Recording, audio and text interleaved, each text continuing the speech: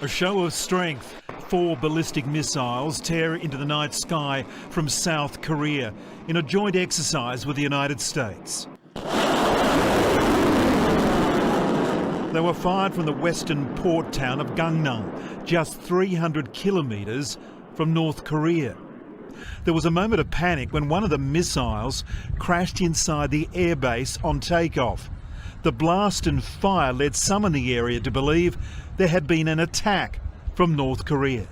The multiple missile launch follows North Korea's firing of a nuclear-capable ballistic missile over Japan yesterday, one of the North's most provocative acts in years.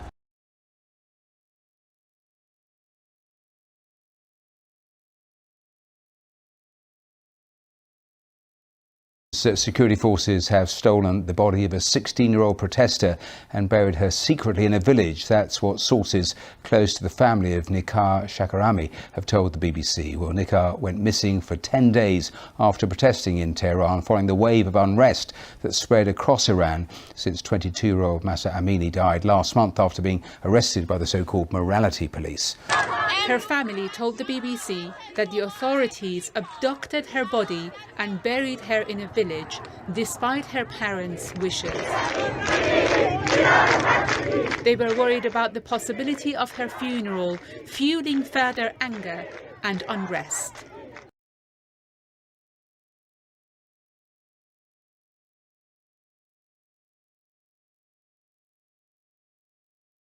Indonesia's navy is accused of extortion. Dozens of captains of merchant vessels claim they were seized from their ships.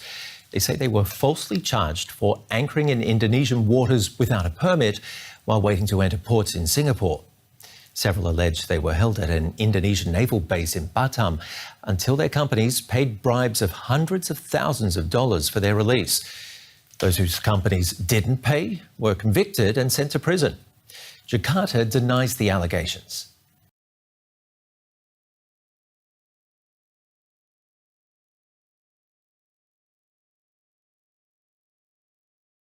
In yet another killing of a journalist in the Philippines, a prominent scribe was shot dead while driving in the capital Manila. This is the second journalist who has been killed since Marcos Jr. took office as president on June 30th this year.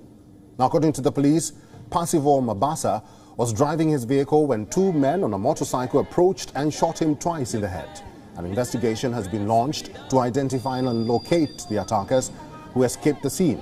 The police are also trying to determine the motive for the attack. The 63-year-old radio commentator who used his broadcast name, Pasi Lapid, was critical of former Filipino President Rodrigo Duterte, who oversaw a deadly crackdown on illegal drugs, and his successor and the current incumbent, Ferdinand Marcos Jr., who is the son of a dictator who was ousted in a 1986 pro-democracy uprising.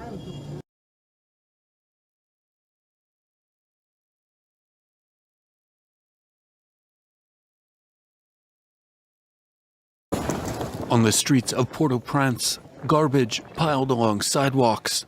Residents forced to seek potable water in portable containers. On Sunday, Haitian officials confirmed that at least 7 people are known to have died of cholera in recent days. Lack of access to safe drinking water is just the latest of Haiti's many problems.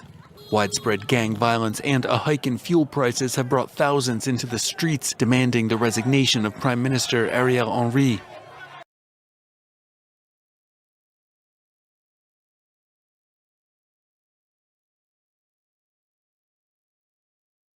The world's richest man usually gets his way, but in this case, it appears his hands have been tied.